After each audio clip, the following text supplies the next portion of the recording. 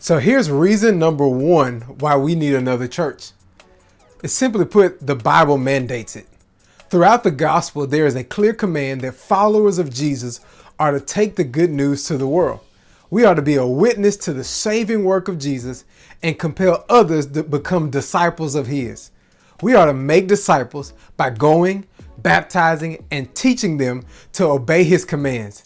The book of Acts actually gives us an example of how this was done. The church of Antioch sent out Paul and Barnabas as missionaries, and they started churches. We see it as a part of Paul's strategy to go into a major city, win people to Christ, and establish a new church. Let me be clear. What Paul was establishing was not buildings. It was a family of believers.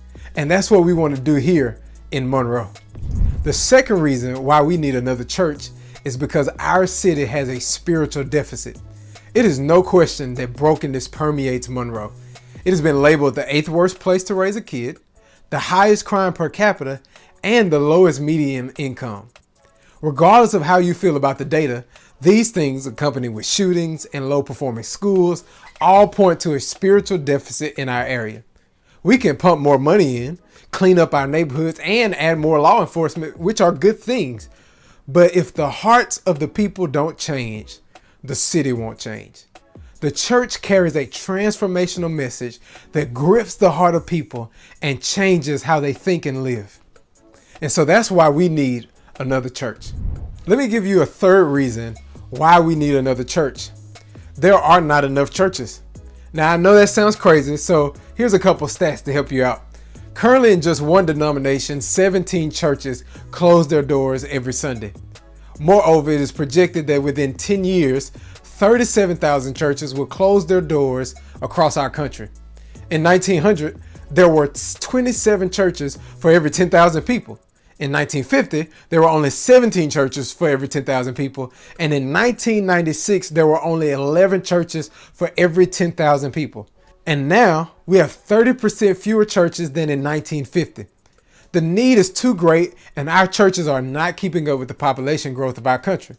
The only way to reach people and to keep up with the growth is to plant more churches. Healthy churches that can reach people that other churches simply cannot. Here's what I believe is the fourth and final reason why we need another church in our area. All churches aren't healthy churches. 85 to 90% of our churches are not growing. On the other hand, only 10 to 15% actually are.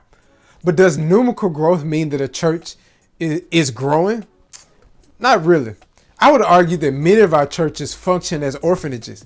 You know, an orphanage typically has one or two people that's responsible for meeting all the needs of the children.